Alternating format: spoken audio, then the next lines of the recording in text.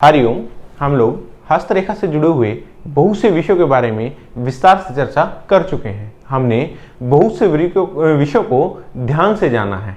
तो आइए आज की वीडियो में हम जानेंगे कि यदि हमें पर्वतों पर दोष दिखाई दे तो उसका क्या क्या नुकसान होता है और उसके क्या क्या उपाय हो सकते हैं। इन सब के विषय में हम चर्चा करेंगे। जब हम शुरू से वीडियो में बात करते आ रहे हैं तो मैंने आपके पर्वतों की स्थिति को बताया, पर्वतों के विभिन्न विभिन्न प्रकार बताए हैं, पर्वतों पर दिखाई देने वाले चिन्ह, अलग अलग विषयों पर हमने विस्तार से चर्चा की है। अब बहुत से लोग मुझे पूछते हैं कि इसका उपाय भी हमें बताया जाए। तो आज की वीडियो में आपको उपाय से संबंधित कुछ बातें बताऊंगा जो उपाय समझने से पहले समझ लेनी जरूरी है। उनके विषय में आज हम बात करेंगे। तो वो है कि हम लोग जब हाथ देख रहे हैं, किसी व्यक्ति का हाथ इस प्रकार से हमारे सामने होता है, जब हाथ हमारे सामने हो तो उसके पर्वत की स्थिति को देखें, पर्वत की स्थिति को देखें। उस पर अभी हम चिन्ह की चर्चा नहीं कर रहे हैं, चिन्ह की बात नहीं कर रहे हैं। सबसे पहले हमको क्या देखना है कि पर्वत की स्थिति कैसी है। पर्वत की स्थिति बहुत दबी हुई है, सामान्य है, यह बहुत उठी हुई है, ये अलग अलग होती हैं। और पर्वत बहुत शुभ स्थिति में है या फिर पर्वत बहुत अशुभ स्थिति में है, ये दोनों भी अलग अलग विषय रहते हैं। तो आइए पर्वत के जरिए मैं आपको समझाने की कोशिश करता हूं ताकि आप सरलता से समझ पाएं। सबसे पहले ये हम मान लेते हैं, शनि पर्वत का उदाहरण लेते हैं। शनि पर्वत जो कि मध्यमा उंगली के नीचे यहां पर हमें दिखाई देता है इस प्रकार से। यहां पर अब यहां पर ये देखना है कि ये शुभ है या अशुभ है। किसी भी प्रकार का उपाय करते समय हमें ये ध्यान में रखना होता है कि ये शुभ है या अशुभ है। बहुत समय में ऐसा होता है कि अशुभ होता है, परंतु हम ऐसे उपाय करते हैं जिस उपाय से उसकी अशुभता और अधिक बढ़ जाती है, या फिर कुछ ऐसे उपाय होते हैं जिससे हम इसकी शुभता को बढ़ा सकते हैं। अभी इस किसी व्यक्ति के हाथ में अगर ये अशुभ दिखाई दे रहा है, अब यहां पर पहले देखिए कि अंगुली का जो स्थान है, जो ये पर्वत का स्थान है, ये स्थान किस प्रकार का है। ये दबा हुआ है, सामान्य है। ये दबा हुआ भी हो, बहुत अधिक गहरा खड्डा लिए भी हो, एकदम गड्ढा सा दिखाई पड़े, तो भी वो इतना अधिक विपरीत प्रभाव नहीं देगा यदि आपको यहां पर पर्वत बिल्कुल सेंटर में दिखाई दे रहा है, यानी बिल्कुल बीच में आपको सामान्य पर्वत दिखाई दे रहा है, तो इसके प्रभाव ठीक होंगे। परंतु इसके प्रभाव तब ठीक होंगे इससे पहले हम अंगुली को भी देखेंगे। अंगुली के अंदर मैंने आपको बताया था कि 3 तरह के चिन्ह हमें दिखाई देते हैं। एक दिखाई देता है हमें चक्र, वो इस प्रकार से अंगुली में यूं घूमता हुआ दिखाई देता है, जिसके बारे में मैं बता चुका हूं। दूसरा दिखाई देता है हमको शंख। शंख दिखाई देना भी शुभ माना जाता है, कुछ इस प्रकार का शंख हमें दिखाई पड़ता है। अब तीसरा दिखाई पड़ता है, वो होता है शीप। शीप का दिखाई देना, इस प्रकार से शीप का भी दिखाई देना, ये शीप होती है।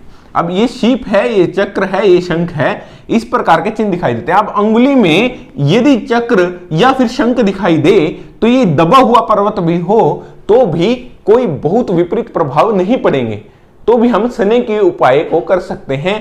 परंतु यदि शनि पर्वत बिल्कुल सूर्य पर्वत की ओर झुक गया है, सूर्य पर्वत की ओर झुका हुआ हो, तो ये अब अपनी अशुभ स्थिति में होगा, साथ में दबा हुआ भी है और शनि की ओर झुका हुआ भी है, तो ये अपनी अशुभ स्थिति में आ जाएगा। अब यहां पर हाँ, यदि हम इससे संबंधित कोई रत्न को धारण करते हैं तो निश्चित रूप से आपको बहुत नुकसान पहुंचाता है।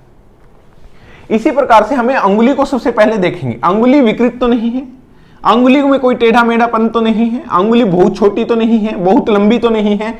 इनमें से कौन सा चिन्ह हमें अंगुली के प्रथम पर्व में दिखाई दे रहा है, यह भी एक इंपॉर्टेंट हिस्सा होता है कि अंगुली के प्रथम पर्व में हमें कौन सा पर्व दिखाई दे रहा है। अब हम बात करें तो यदि यहां पर चक्र है तो ये शुभ फल देने वाली अंगुली होगी, और ऐसे हाथों में जिनमें शुभ चक्र दिखाई देते हैं तो ग्रहों की जो स्थिति है वो ठीक ही हो पाई जाती है, मतलब बहुत विकृत स्थिति में उनके ग्रह नहीं पाए जाते।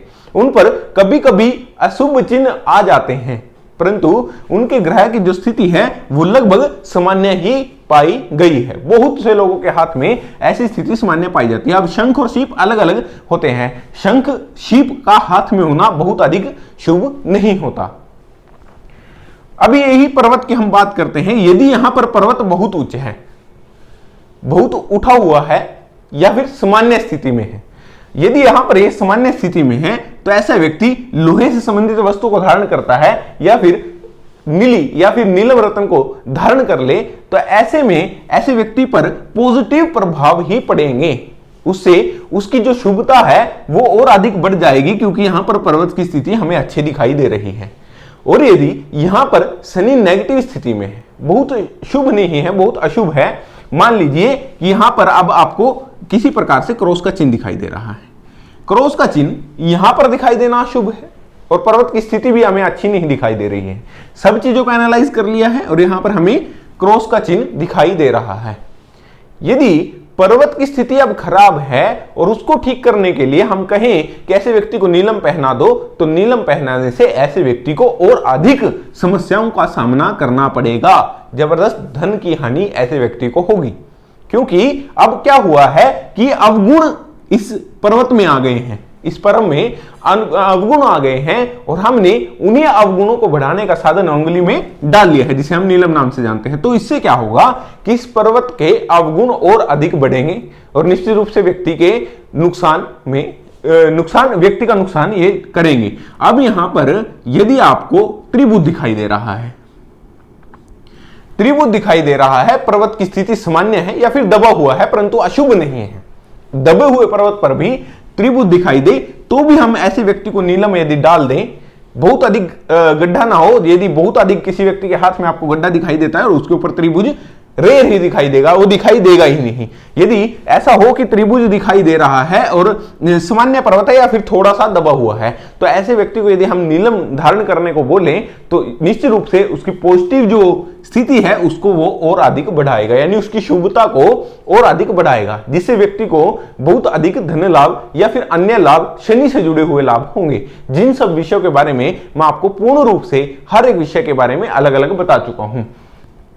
तो ये सिर्फ मैं एग्जांपल दे रहा हूं। अब यहां पर आपको यदि इसी प्रकार से ग्रिल दिखाई दे, ग्रिल का दिखाई देना भी बहुत अशुभ माना जाता है, ग्रिल का यहां पर दिखाई देना अशुभ है, ग्रिल का यहां पर दिखाई देना निश्चित रूप से अशुभ है, क्योंकि ऐसा होने पर व्यक्ति को बहुत सारी हानियां होती हैं। इसी से संबंधित यदि ऐसे चिन्ह आपको दिखाई दे, जैसे ग्रिल हो गया, क्रॉस हो गया, अशुभ चिन्ह जो हैं वो आपको शनि पर्वत पर दिखाई दे, तो शनि से संबंधित प्रार्थनाएं करने को ऐसे व्यक्ति को सलाह दें, ताकि इन सब चिन्हों की अशुभता भी कम हो और पर्वत की स्थिति भी बेहतर हो, या फिर धीरे धीरे कर ये चिन्ह जो हैं हाथ से चले जाएं।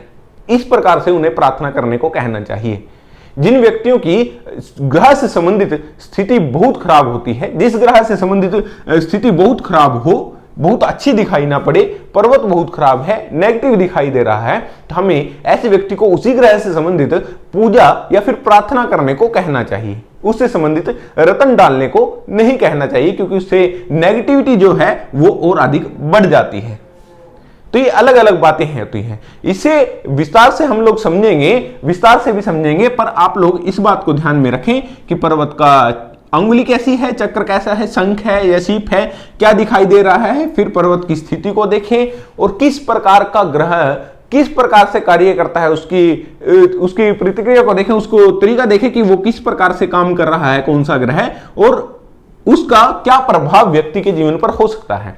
उसी के अनुसार व्यक्ति को अलग अलग रूप से उपाय हमें बताने चाहिए, अलग अलग तरह से उपाय बताने चाहिए। यदि आपको पर्वत की स्थिति, पर्वत के अंदर कोई चिन्ह नहीं है, मान लीजिए, ये भी मैं आपको बता देता हूं कि पर्वत के अंदर हमें कोई चिन्ह नहीं दिखाई दे रहा, परंतु पर्वत सामान्य स्थिति में है, कोई चिन्ह नहीं है, अंगुली में किसी प्रकार की कोई विकृति नहीं है, मान लीजिए कि शंख ही है, कोई विकृत स्थिति नहीं है, तो ऐसा व्यक्ति शनि संबंधित चीजों को धारण कर सकता है, उसमें कोई समस्या नहीं है। यदि यहां पर शुभ चिन्ह ही दिखाई दे तो ही ऐसा करें, ऐसा नहीं है। यदि वो सामान्य है, केवल उसे शक्ति की जरूरत है, परंतु वो अपनी अच्छी स्थिति में है, परंतु उसको पावर की जरूरत है ओनली, तो भी हम ऐसा कर सकते हैं कि ऐसे संबंधी व्यक्ति को उस प्रकार के रत्न या फिर धातु का धारण करने को हम लोग कहें।